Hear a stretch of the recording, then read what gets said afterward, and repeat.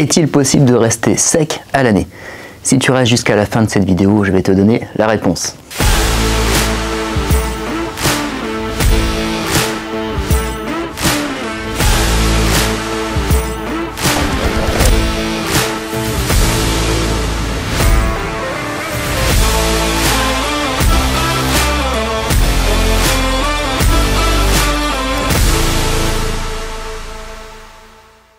Avant de rentrer dans le vif du sujet, je vais te faire un petit check sur ma condition physique en insérant donc une vidéo de posing que j'ai fait donc ce matin, sachant qu'au moment où je tourne la vidéo, donc on est le 7 novembre et j'ai une compétition donc le 11 novembre comme tu le sais.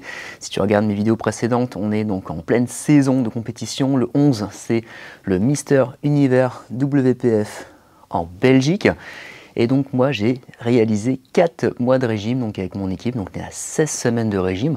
Et effectivement, comme vous le voyez sur la vidéo, le physique est là et la sèche est là. Hein. Donc là-dessus, il n'y a pas de confusion à avoir. Le boulot a été fait. Si vous avez regardé les autres vidéos, vous avez vu à quel point j'ai galéré pour arriver à ce niveau-là. Et donc ça va être le sujet de la vidéo d'aujourd'hui, donc voir si on peut rester comme ça toute l'année. Donc pour vous montrer un petit peu où j'en suis au niveau de la masse grasse, je vais prendre un appareil donc, qui est pour une certaine précision. Après évidemment le mieux ce serait de le faire à la pince, mais bon je ne peux pas me pincer tout seul. Donc je vais vous montrer sur l'appareil où je suis au niveau masse graisseuse. Et aussi simplement au niveau du tour de taille pour vous montrer où j'en suis, pour voilà, que vous voyez que visuellement ça rend, mais aussi il y a les chiffres. Hein, comme dit mon comptable, il n'y a que les chiffres qui parlent. La partie mesure, donc là je vais juste faire le tour de taille, hein, parce que c'est l'indicateur numéro 1 pour les mecs. Hein. Nous c'est toujours au niveau des abdos qu'on prend. Enfin, on prend du gras bien sûr. Donc ici, tour de taille, sans tricher, hein, sans rentrer le ventre. Hop. Donc là, on est, je sais pas si le focus va se faire, je suis à 74 de tours de taille. Hors saison, je suis entre 80 et 82. Et après au niveau du cran de ceinture, là je suis à 4 crans de ceinture en moins, donc je flotte dans mon froc comme on dit. Après, donc je vais vous montrer la masse grasse. Donc normalement, c'est mieux de le faire à la pince. Hein. J'ai déjà fait des vidéos sur comment calculer son taux de masse grasse. Vous les trouvez sur ma chaîne. Et bah là, du coup, je vais le faire avec le home run. C'est moins précis, mais au moins ça vous donne un ordre d'idée. De toute façon, comme vous voyez, hein, la peau elle colle au muscle. Donc quand c'est comme ça, c'est qu'on est relativement bas. Donc le petit home run. Donc là, il faut rentrer les infos. Tac. Donc hop. Donc là. Au niveau du poids, donc ce matin, on met le poids du jour. Hein. Hop, l'âge, tac, le sexe. Et c'est parti. Donc là, on met les mains comme ça, et puis bah, on attend que le courant électrique fasse le boulot. Donc pareil, le focus. Donc voilà, donc c'est le chiffre du haut, donc 6%, IM7 22.8. Donc 6%, donc qu'est-ce que ça veut dire? Bon, ça veut dire qu'en fait je suis dans la maigreur, mais dans la sécheresse, hein, comme on peut le constater. Et évidemment, donc c'est un taux que je vais maintenir 15 jours maximum. Donc la semaine d'avant la compétition, la semaine de la compétition, et après terminer, après on remange, parce que rester comme ça c'est beau, hein, mais c'est complètement fatigant, quoi. Pourquoi faire cette vidéo sur la sèche à l'année? Tout simplement parce que j'ai une abonnée qui m'a posé la question, parce qu'en fait ici vous êtes dans la salle de muscu et derrière vous avez le studio de coaching où j'encadre des groupes de femmes plusieurs fois par jour. Et dans les nanas, bah, y en a qui aiment bien le physique que j'ai actuellement, hein, forcément quand c'est bien dessiné, bien sec, ça plaît, c'est normal, il n'y a rien de malsain, c'est juste que voilà, les filles préfèrent avoir un coach bien dessiné qu'un coach avec un gros bidou, bon c'est normal, c'est inversement pour nous les hommes. Et il y a une médecin là qui m'a posé la question, bah, pourquoi tu restes pas comme ça toute l'année? Et du coup ça m'a donné l'idée de faire cette vidéo et de vous donner un peu les différentes raisons pour lesquelles effectivement c'est impossible de rester comme ça toute l'année. Et je vous énumérerai donc les différents points négatifs qui fait que j'ai pas du tout envie de rester comme ça toute l'année, même si évidemment ça me plaît d'avoir un physique aussi découpé. La première raison, bah, c'est la fatigue, parce qu'en fait, pour arriver à une condition physique comme ça, vous êtes obligé donc de réduire progressivement les calories et notamment les glucides. Donc tout ce qui est pâtes, riz, pain, pommes de terre, fruits, c'est tout ça qu'on va réduire durant les 16 semaines donc, que j'ai faites. Et du coup, bah, le fait de manger moins de calories et moins de glucides, bah, ça occasionne de la fatigue. Ce qui est logique, hein, c'est comme un carburant pour une voiture, moins on en met, moins on peut aller loin, quoi. Donc c'est la même chose, donc en fait, pour être sec comme ça, c'est bien, mais du coup, il faut moins manger, et du coup, bah, on est fatigué. Et fatigué d'une manière générale, c'est-à-dire on se lève, on a moins d'énergie, durant la journée, parfois on a des coups de barre, et le soir, on a envie de se coucher plus tôt. Donc je dirais que par rapport à un physique un peu plus rond, bah, j'ai beaucoup moins d'énergie qu'au quotidien, et ça se ressent aussi au niveau de mon business, parce que du coup, bah, les filles voient que je suis moins avenant, je suis moins dynamique, et du coup parfois je suis aussi irritable, donc ça faut également en parler. D'ailleurs, elles ont beaucoup de courage de me supporter, parce que des fois j'ai des réactions qui sont pas toujours tendres, ou parfois des remarques qui sont un peu incisives, quoi. Donc ça vaut pour mes adhérents, mais également pour ma femme. Ceci dit, là, cette année, j'ai plutôt pas mal géré, mais c'est à force des compétitions. Mais au début, quand vous faites ça, vous êtes toujours cuit, quoi. Après, les autres désordres que ça peut occasionner, on va avoir donc les problèmes de transit, hein. Bah ça, ouais, c'est toutes des choses qu'on ne parle pas dans les vidéos, mais forcément, moins vous mangez de féculents, de fibres, bah, plus votre transit ralentit, et du coup, bah, au lieu d'aller aux toilettes tous les jours, bah, vous y allez tous 2 jours, 3 jours, vous avez mal au ventre, enfin, vous voyez un peu les désordres que ça occasionne, donc en fait, ça perturbe l'organisme, donc on n'est pas dans des fonctions normales du corps. Donc déjà, si vous n'allez pas aux toilettes tous les jours, c'est qu'il y a un problème, c'est que vous êtes constipé.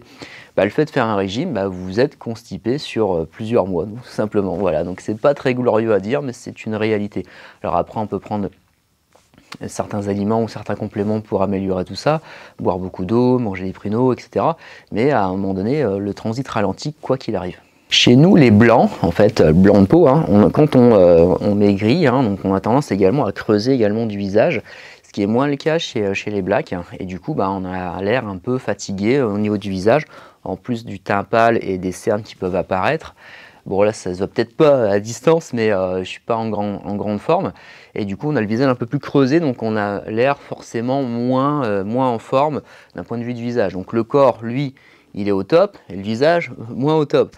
Après, dans le body, ce qui est assez surprenant, c'est qu'en fait, quand on affiche la condition physique la plus aboutie possible, c'est en parallèle l'état de fatigue le plus abouti aussi qu'on a.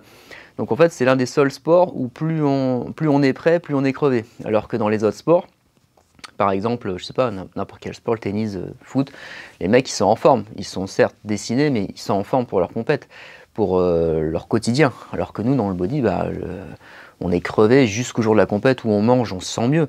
Mais tout au long les 4 mois de régime, on ressent la fatigue de manière globale, quoi. Donc après, les choses qui reviennent au niveau de la fatigue, c'est le manque de concentration, les absences qu'on peut avoir. Donc par exemple, on vous dit un truc, vous l'avez oublié, et ça peut être gênant aussi au quotidien, notamment au niveau familial. On vous parle et vous êtes là sans être là. Vous avez du mal à vous concentrer quand vous faites votre métier. Bon, moi je donne des cours, des fois j'oublie les prénoms des gens, ou je veux dire un truc, j'oublie. Enfin, vous voyez, ça crée des problématiques à ce niveau-là. Après, voilà, quand on remange un peu plus de calories, ça revient à la normale, ça c'est un fait, mais si on mange plus, on est moins tracé. Autre point, bah, le sommeil. Donc c'est là aussi c'est intéressant d'en discuter, parce que par exemple on dit toujours qu'il ne faut pas manger de féculents le soir, il faut manger comme un roi le matin et comme un pauvre le soir, mais si vous ne mangez pas de féculents le soir, ça perturbe le sommeil. Et bah, nous on ne mange pas de féculents le soir, mais ni le midi parfois, et en ce moment même pas le matin. Donc du coup, je peux vous dire qu'au niveau du sommeil, c'est perturbé. Il y a des fois, je me lève à 5 h du matin au lieu de 6 h, ou des fois, j'arrive pas à dormir, ou des fois, je me réveille 4 fois dans la nuit parce que je vais aux toilettes. Enfin, oui, parce que d'un autre côté, vu qu'on a faim, bah, on boit beaucoup d'eau, donc du coup, bah, il faut bien éliminer. Donc voilà, c'est un constat qui n'est pas très glorieux. Après, il y a un autre point aussi qui est peu abordé chez l'homme, c'est le côté libido. Bon, ça, forcément, les mecs, ils vont pas s'inventer. Alors au début, ça va, hein, premier mois de régime, on se sent mieux physiquement, on élimine un peu de graisse, on est un peu plus affûté, limite, on se plaît plus et on plaît plus à son partenaire. Donc du coup, le premier mois, je dirais que ça n'impacte pas sur la libido.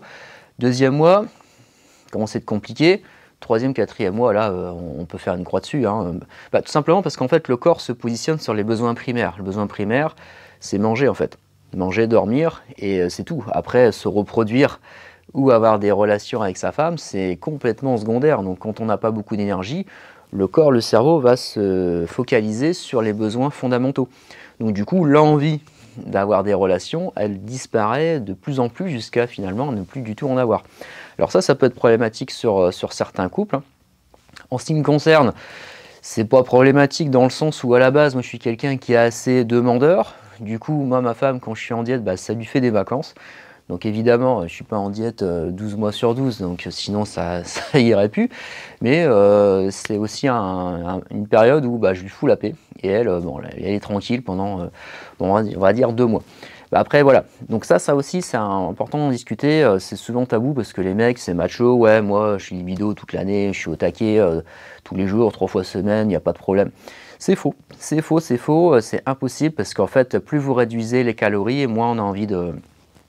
vous voyez ce que je veux dire quoi. Dernier point, hein, ce qu'on pourrait encore allonger la liste, mais après là vous allez jamais vouloir faire de régime.